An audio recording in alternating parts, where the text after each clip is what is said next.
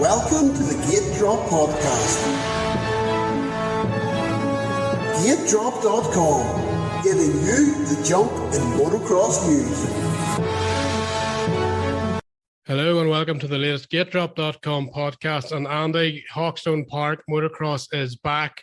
What a way to start the year, outdoors at least, and some great battles. Somehow the weather was predominantly dry. What were your thoughts on the first outdoor race of the year? We're back in business, yes. This is such an exciting time of the year for me. Motocross season in the UK has just got underway. Obviously, we had a couple of races in Italy to whet the appetite, but as we edge closer and closer to MXGP, it's getting more exciting. And Hawkstone, even though the MXGP title contenders weren't there, still really good racing and a lot of good riders there. MX2, on the other hand, a lot of the title contenders were there. Really, really good racing. And like you said, the weather held out. The track was mega, very rough and technical for the riders. So all in all, it was a fantastic day's racing. And now I can't wait for the MXGP season opener next week. It was so good. I've ended up having to do a podcast on Valentine's night with you, something I'd never foresee.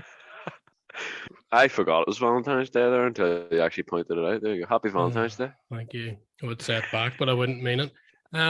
So yes, Hawkstone Park. It's hard to know where to start.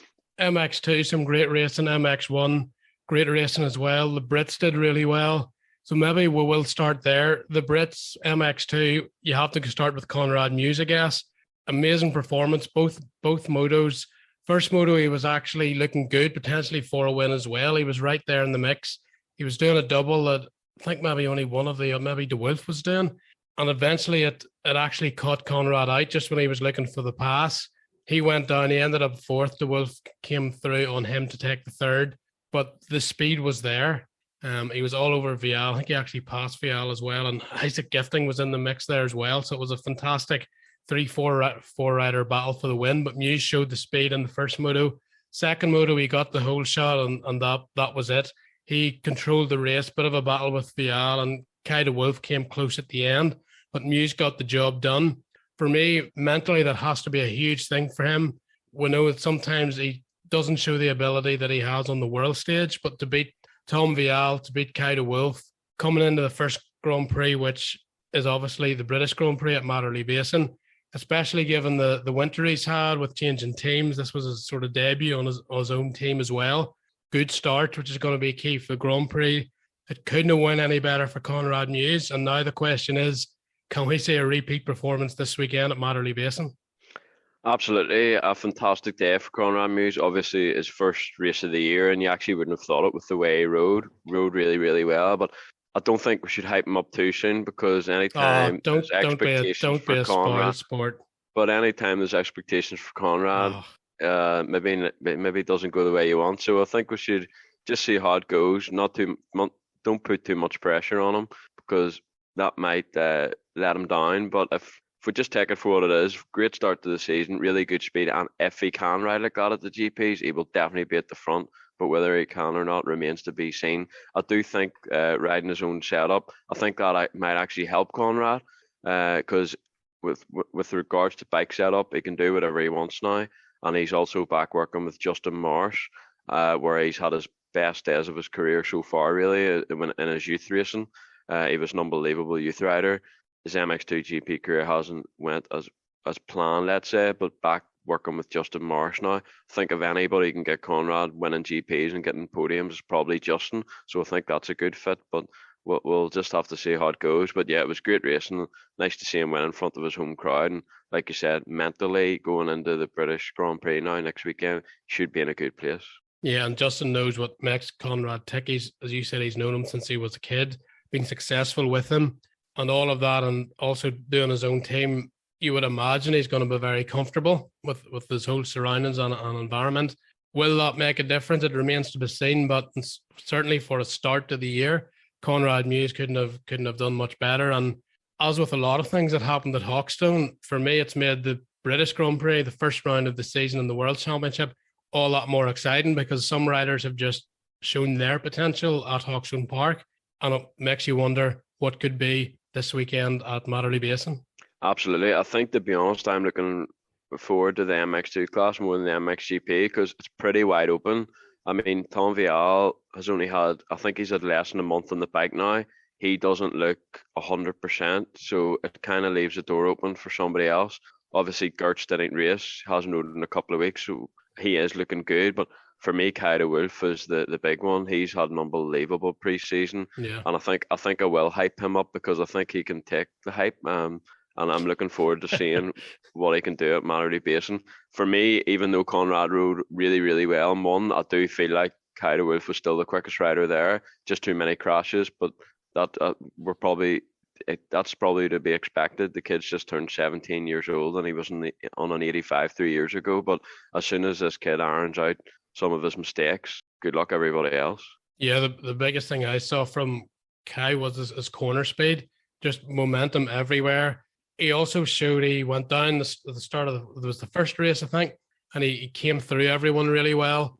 The speed's there from the front, is there from the back. We saw in the super final for anyone that was there. Amazing speed running fourth. Maybe if he got into fourth quicker, and he might have got away with the front three, Ben Watson, Brian Bogers, and Glenn Coldenhoff. He was sort of out of their draft, as it were, but he wasn't really much slower.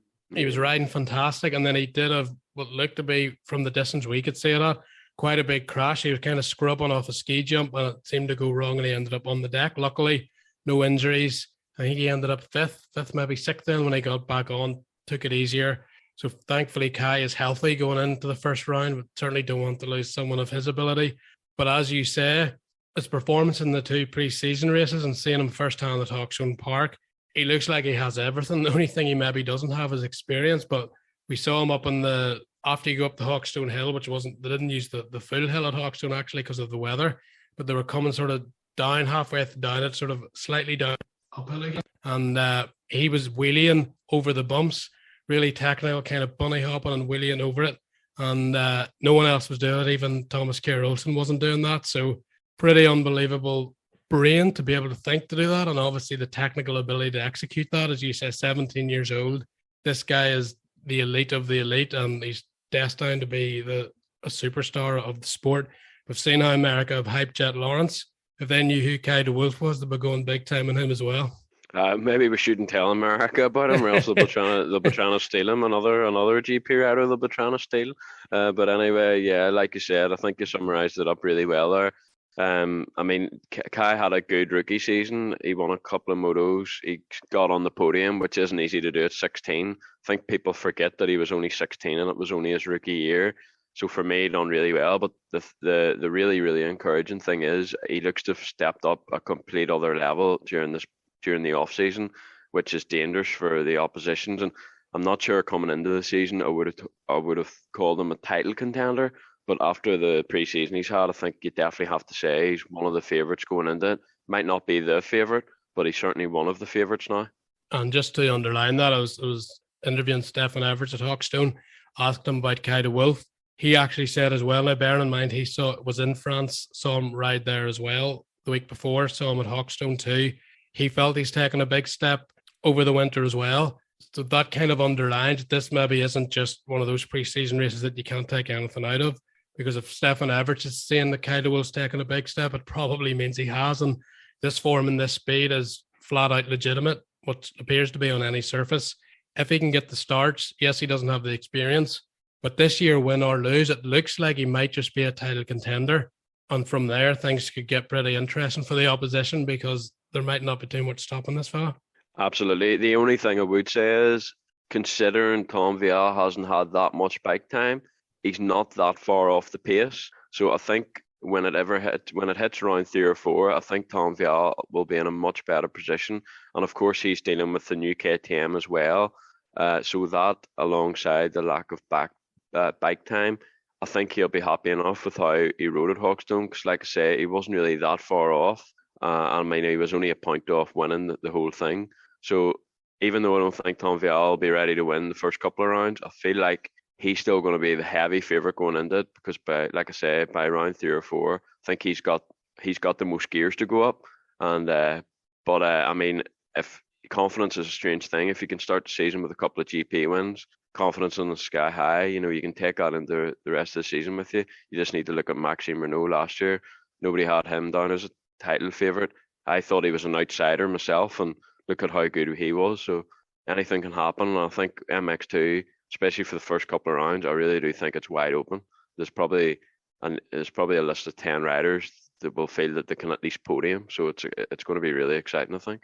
Yeah, and talking of Tom Vial, I was talking to Tom Vial, and you can get that interview on YouTube, Spotify, iTunes, etc. And he was saying, as you mentioned, he hadn't been on the bike. He'd been injured. He's only back on the bike at the end of January. And again, I think at Hawkstone, he felt he took a big leap from the week before in France. And for me, his performance was actually really encouraging in terms of he knows he isn't ready, or at least at his full potential yet. But he didn't make any big mistakes, and he was still at the front.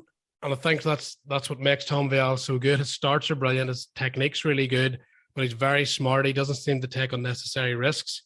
He was telling me he's not going to kind of get too down if he doesn't win the first round.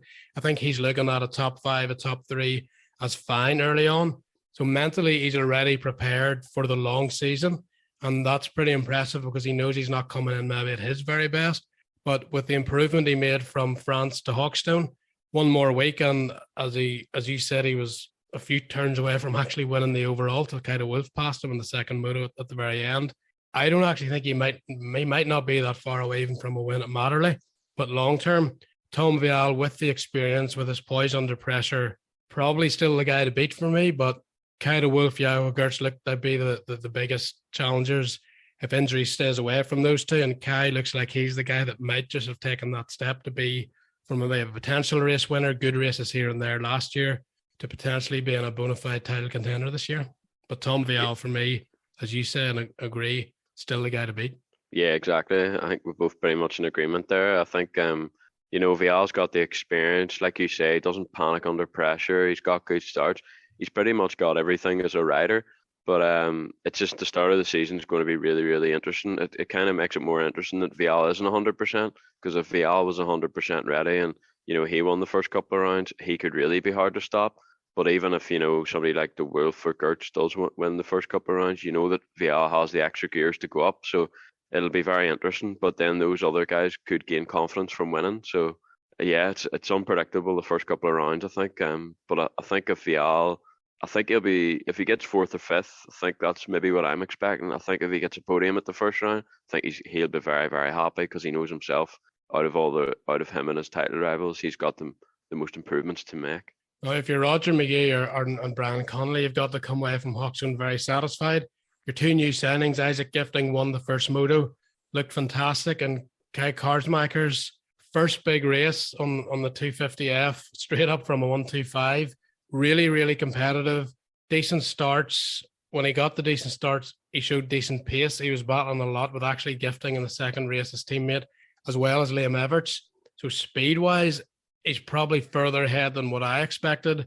Even fitness and strength-wise, he looked good, because that Hawkstone track, I'm sure people, if they've been able to see the videos, it was pretty deep. It wasn't waterlogged or anything, thankfully, as we said.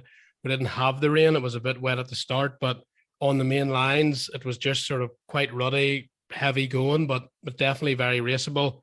Not an easy track, pretty bumpy as well. And Karsmaker's handled all that, no problem. Yes, he's from Holland, but this is a big step up for him. Showed good technique, good style, good pace. Really impressed with him, and also Isaac Gifton, a fantastic way to open the season with the race win against some heavy hitters who were going very fast. Absolutely. Just to start on Gifting, the first, we kind of seen it all with Gifting. The first moto, I was really, really impressed. His speed never really surprises me when he rides really well, because I do know he has the speed. But what impressed me about him in the first moto was he was very, very smooth and in control. And I'm not sure how many times I've seen Gifting ride like that. It was very calculated, and it was good to see him ride like that, because I think everybody knows that Gifting does have a lot of speed. That's not the issue. It's maybe keeping it in 2 wheels, or maybe riding too aggressive, which is his problem. So it was nice to see him ride like that in the first moto and send it for the win, passing the 2 riders ahead of him. So big confidence for his speed.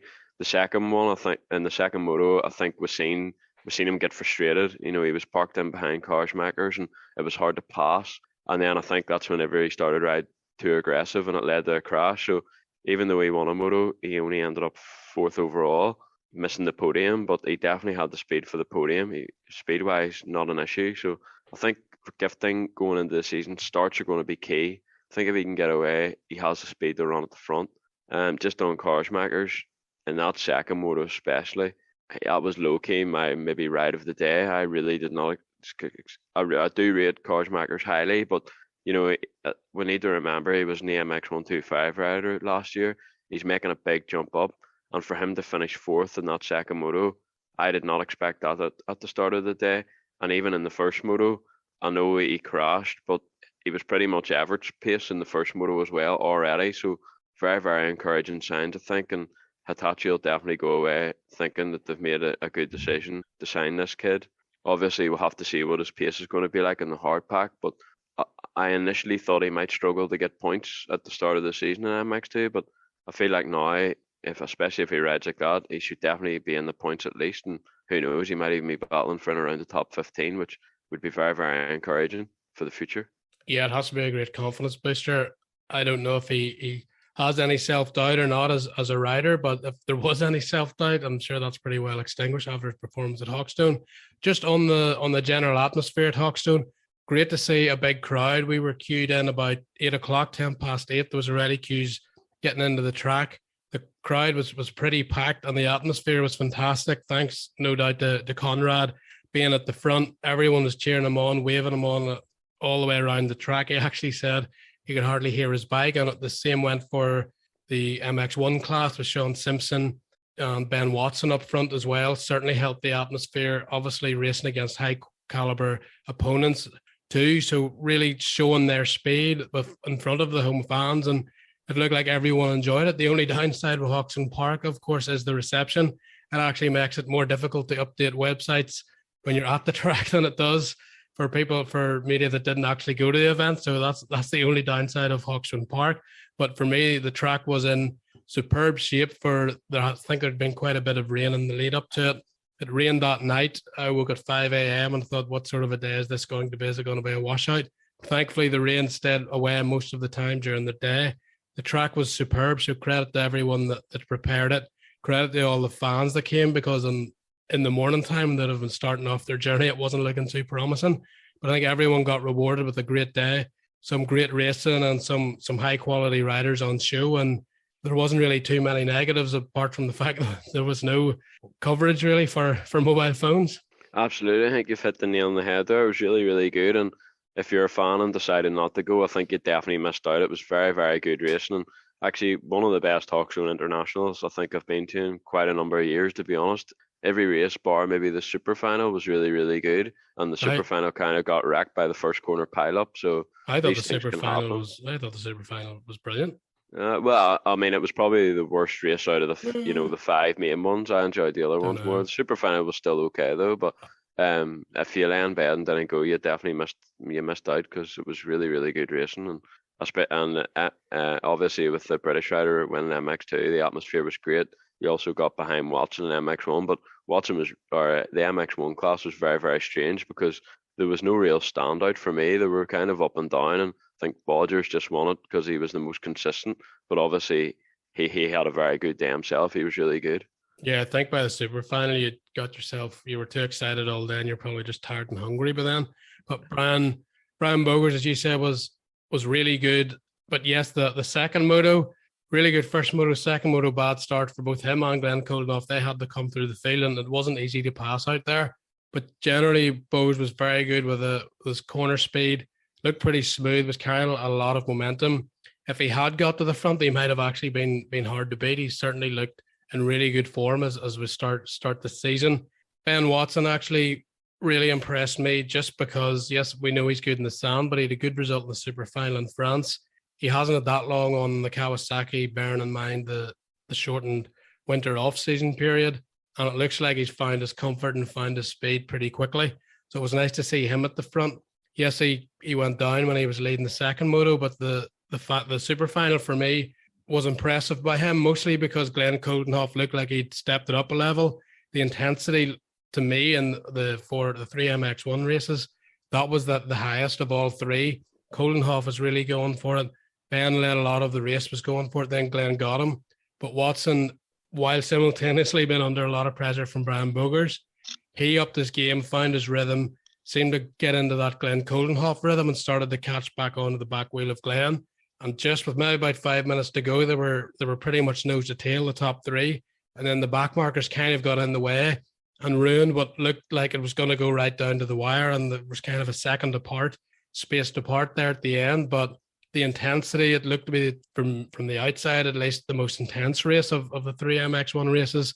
Coldenhoff's best performance for sure, although he was good in one and he had to come through in the second one. But he looked probably his best there in that third moto. Brian was fast as well, and Watson was able to deliver once he got past to step back up the pace. So all three of those riders really impressed me in that super final, and for sure the intensity seemed to go up a notch. Yeah, absolutely. Coldenhoff's definitely saved his best to last. He got better and better as the day went on, which is good to see. Because still, I would say still a little bit of an unknown factor going into this season. Obviously, he admitted himself that he wanted more last year, so this is not his second year in the Yamaha, so we'll be expecting more from him. Will he be able to improve? At the minute, it's hard to know what to predict from Coldenhoff, to be very honest, but it was good to see him end Hawkstone on a high. And I think Watson was just solid all day, really, until the super final. And like you said, he did definitely step it up for that super final, which is good to see. I feel like the super final will probably push the hardest, those front three, because they knew, it was the last moto they'll have before Matterley. So they pushed a little bit harder and took a little bit more risk. And Coldenhoff in the end done enough to get the win, but all three of them rode really well. I actually think Bodgers was possibly maybe even the quickest out of all three of them, but with 3 to go, back markers really did. He got hindered the most by back markers, I think, and he wasn't that far away. Wasn't it in the super final? He very nearly passed Watson, but on the line. Right at but, the end. I think another lap he probably would have had Watson. But all three of them I think will be happy with their riding, definitely. And they ended it all three of them ended it on a high, which is good going to Mallory Basin. Well, we should also say Sean Simpson was leading the second moto for a while. He was going well, especially that second moto whenever he got the start. He was back to that Grand Prix pace of Sean. Brent Van Donnick won the first race, if I remember. Second race. To so many races. And he was pole qualifying too, wasn't he? Yeah. Bit surprising that for me. I wasn't expecting, he's usually fast, but that fast, that was pretty surprising and nice to see. And other riders seemingly stepping up coming into the season. Again, we spoke about MX2, likes of Conrad Muse showing his pace, Kai Karsmakers, to make the opening round of the World Championship more interesting. And I think we can certainly say that a rider like Brent Van Donnick, Brian Bogers have done similar in MX1. So it's certainly as exciting as it made Hawkstone. It also makes the British Grand Prix even more exciting because Brent Van Donnick's got a lot of pace. Yeah, Brent's quite a frustrating rider because I feel like he does always show a lot of pace, but the results maybe don't match the pace he has. He seems to always maybe get himself in an incident or whatever. And then I know at the end of the last year, mentally he was, physically he was tired due to overtraining, and I think he had a bit of an issue there. So he needed time off. He's had the time off now. And talking to him after the race, actually, he said he was a little bit worried because last year he'd done a lot more, off-season prep and to get ready for the season. So I think he's happy that he came here, and he said the win felt quite easy in the end. So I think he's in a good place now. Obviously, he rode well at the Hawkstone International in 2020 as well. But I think with Brent, he just needs starts and stay out of trouble, and I think he can get results. But last year, he couldn't really get the starts dialed, and MXGP is so stacked. It's tough to come through a pack, but definitely got a lot of pace, and especially in the sand. So be nice to see him do well. Also, Thomas Kier Olsen at Lacapelle didn't do anything special, but I feel like he stepped it up in a week as well. Maybe again not that whoa speed, but I think he was consistent all day. He probably wasn't far off the pace of Bodgers or Coldenhoff, but he just never really seemed to get away. Obviously, the second one he did, and Brent rode really, really well to pass him and pull away. But I think he'll be happy enough after maybe a disappointing first race of the year. Yeah, he was pretty strong all day long. Whatever race he came out towards the front, and as you say, he had to come from behind a couple of times through a few good guys, and he was able to do that. But that maybe that a little extra still slightly missing. But I think obviously it's still pre-season. You're not a full GP field, but Hawkstone was relatively deep for MX1 Grand Prix level riders, and Olsen I was pretty impressed with, solid, but definitely had good speed as well. Yeah, absolutely. It'll just be interesting now what he can do when the MXGP season starts. I think Olsen does need to get away. I think the run with the top six and starts doesn't seem to be as a strong point. So hopefully that's something he can rectify. Because I think if he does get the starts, he is good enough to to follow the top five or top six. And just also a guy who impressed me was Davy Puchis. An awful couple of years with injury, stepping up now to the 450. I wasn't sure how that would go for him with not having raced in so long. We know he does have talent, but speed-wise, I thought he was pretty good at Hawkstone, and certainly gives me hope that this 450 thing could go quite well for him if he can remain uninjured. Yeah, he impressed me as well, actually. Bearing in mind 2 years ago, he almost lost his arm. He was told his motocross career was over. Here we are 2 years later with no racing for 2 years. And, he done well, like 10th overall. And he was running with some good, solid GP riders. So definitely a positive day for him, I think. And he'll go into MXGP feeling good now after that ride. I was thinking he probably wouldn't get points at the start of the year, but if he rides like that, he's every chance, I think, of battling for points, which would be good considering he's done nothing for 2 years. But like you say, the main thing for him is just to stay injury free. We all know Puchis was one heck of a talent, especially in his 125 days, but injuries have hindered his career. So I think for him, just enjoy what you're doing, try and stay injury free, and who knows what can happen if you can stay injury free for 1 or 2 seasons. He might be able to get back to where he was once upon a time. Okay, before we go to the British Grand Prix predictions, anything else from Hawkstone that caught your eye you want to speak on? Thoughts on Arminas Jasikonis? Okay, I thought it was relatively positive without being massively spectacular. Two kind of solid motos. Calvin Villandran, actually, I should give him a mention. He was going pretty well. I think he had a mechanical in one moto. Wasn't really getting the starts, but riding was good from what you could tell. Difficult to pass, as I say. You never really got into that free air where he could really go. Jake Millward, actually, pretty remiss of us to not mention. And then him, that first moto, he was leading, and he was straight up leading against some top GP names until he went down. I think it was a Glenn Coldenhoff behind him, and he couldn't find a way by. And Millward was legitimately setting the pace there. So I'm sure he'll be going over that those first few laps in his head all week. Certainly a confidence booster for him. A great ride, and sets him up perfectly for the British Championship, because he knows when he gets the pace and he can get the start and run out front, his raw speed is pretty impressive. Absolutely. That was my next question, actually, or my next point.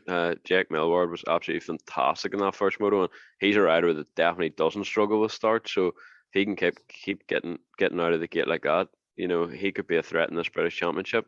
Obviously, it's not going to be easy. There's a lot of good riders there, and definitely one of the shining lights for maybe not totally unexpected, but in terms of the raw pace he was able to sustain, definitely very impressive. Anything else before we turn to predictions? I think that's time for predictions. Go ahead. Right, here we go. What we're predicting, like 1, 2, 3 at the British Grand Prix for MXGP and MX2. Go. Do you know what? If you asked me this yesterday, it would have been completely different. I did. But the word is, recording. You didn't record it yesterday. Well, I know that. Here, I haven't spoke to a source that's close to Maxime Renault. The word on the street is he's really going good. So here we go. I think I'm going to go Prado, Renault, and Geyser. Geyser third. You're putting Prado first and Renault second? Yeah. Bit wild, because I think Geyser could probably still win it. But yeah, I'm thinking outside the box here. Don't want to be boring, Stefan Everts actually said that Renault might be a title contender, so I think that shows just how fast he's going at the minute. Although, having said that, if Crowley does put a last-minute entry in, I'm having him on the podium. But we'll pretend for now he's not riding. Right, so right now what you've told me is if Crowley's riding, he's on the podium, and you think Prado will win, but it'll probably be Geyser who wins? Pretty much, yeah. That's but really I'm still going to go with Prado, Renault, and Geyser. That's my final answer. But just not going to be boring, MX2? Oh, MX2. I thought you were going to have a go at MXGP. I'll go next. Right, MX2. Oh, I think I'm going to go Kaida Wolf, Gert. To win? Yeah, Kaida Wolf to win, the overall. Gert, and I think the podium, I think it'll be a random third place. I don't think it'll be anybody comes to me. I'll go for Rowan van der Moostek. Go for him third. Right, But and could be a number of interesting. riders. Somebody random like Gifting or her up wouldn't surprise me if they get on the podium. Guadagnini or Langenfelder. You were big Yeah, on Langenfelder yesterday. yeah. He Oh wasn't yeah, I even forgot races, about and now Lagenfeld. you've just Oh, ignored I him. forgot about Oh, Lagenfeld. Sure. Hold on. I'll go for him third. So this I'm is going to Wolf, Gertz, and Lagenfelder. You go. turned that into a shambles. I know Right, it. But we MX got there in the end. did we? MXGP. I'm going Geyser, Prado, Renault. So my three, just in a different order. Yeah, Stefan Everts comments in Renault's kind of maybe tipped the balance. Initially, I think I would have went for maybe Sewer or Coldenhoff, but I think I'm going to stick Renault third. MX2, that's difficult. I think the Wolf might be the fastest, but will he get the starts instead too? Is both motos, not totally sure. Gertz, if he's definitely healthy, might put him to win. Oh, Tom Vial second, Kyle Wolf third, with Conrad That's it. Muse fourth. Although I completely forgot about me. forgot about Guadagnini actually as well. But no, Guadagnini fourth. Guadagnini fourth? Flip me, you're doing fifth. top five here. Hughes fifth. Yeah, I've got those. I think those are the two outside chances for to get on the podium as well. On the Mustang, it's hard to tell at the minute. Fair enough. That's it. That's predictions done. That's predictions done, and that could change In an consistently instant. every day, especially after Saturday whenever you see qualifying times and heat race results. But as you mentioned there, actually, MX2 definitely very exciting this year. That was 5 I mentioned with no Langenfelder, no Van de Mustang even, never mind a guy like Mikael Harrop, who could be straight in there with a good start. We're yet to see where he really lies. So that's the good thing actually about the 2-day format for me this weekend. Back to normal. The Saturday kind of helps build the Sunday up. And I certainly think so anyway, because you have the free practice, time practice. Then you have that race. So you get to see some of the speed that the guys have coming into the Sunday instead of just everything all over before it started really in the 1-day format. So an extra kind of day's excitement of anticipation of really wondering what's going to happen. And did your preseason expectations really come to fruition based on what Saturday shows? So definitely an extra layer of excitement coming up this weekend with the return of the 2-day form, which I'm really happy to have back, to be honest. Absolutely, yeah. Definitely, if you're at the GP, the 2-day format is definitely better. Maybe if you're not at the GP and you've other things to be at, you can maybe don't miss it as much. But definitely, if you're going to the GP, you definitely miss not seeing the GP guys on a Saturday. So I'm glad to see it back as well. And yeah, it's going to be exciting. Cannot wait. Wait. Certainly better value for money. And Liam Everts, I think he likes the 2-day format as well. And a couple of Tom Vial said he quite liked it as well. Obviously, Jeffrey Hurlings, a couple other guys that they prefer the 1-day. So that seems to be a wee bit mixed on the rider side. But for a fan who's going 2 days, definitely better value. Going from 2 days to 1 day and AMS Supercross, a big win for Jason Anderson. For me, he had to beat Eli Tomac there because that was a 6-point swing, whatever way it went. And Tomac was already quickly getting a big advantage. It might have went out, I think, if my bad math is correct, out to 21 if the result had switched.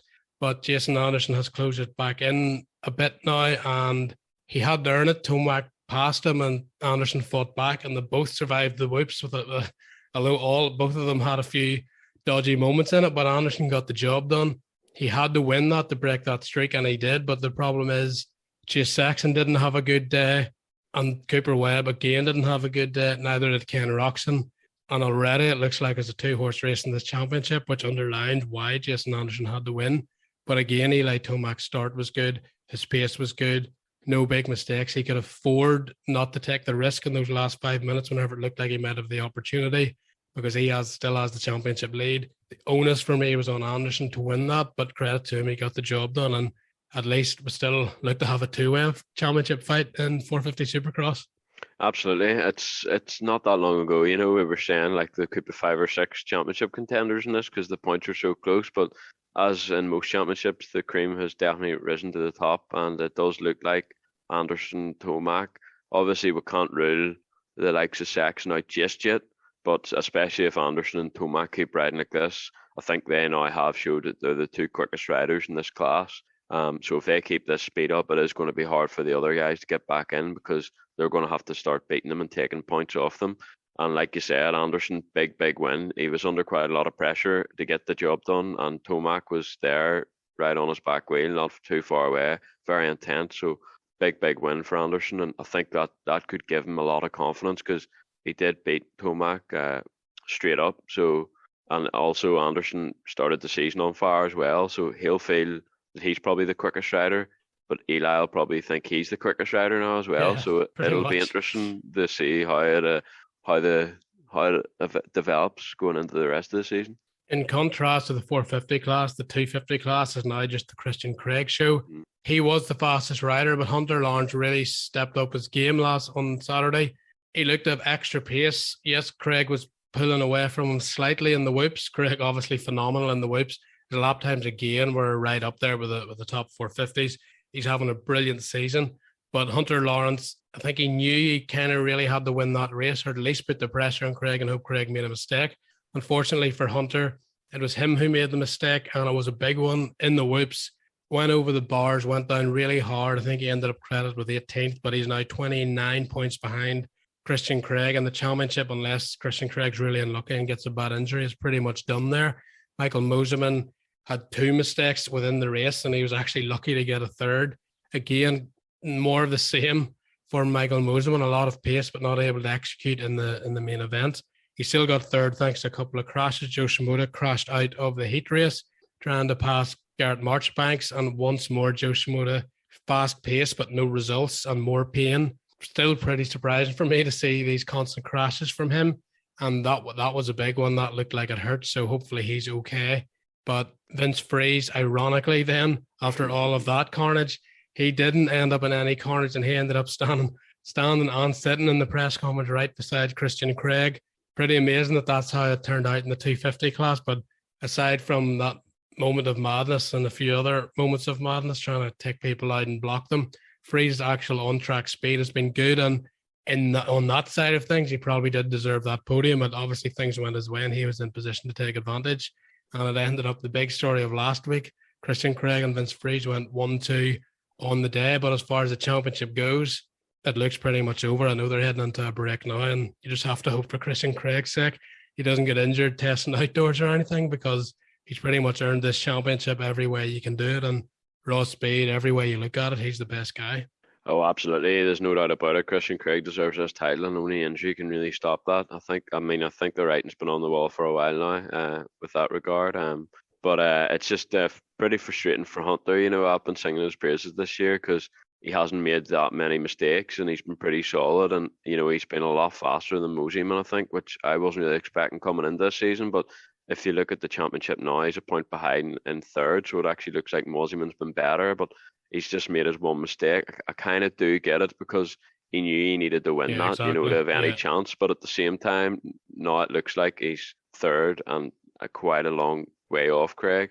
Perhaps if he had just played it smart, you know, he would have brought home second easily in this championship, but he might have a fight in his hands now to get second. But hopefully he's okay. It was a big crash. A lot of victims this week for the struggling with the track and crashing. Whip section was mad. Yeah, exactly. So hopefully they're all okay and there's no major injuries.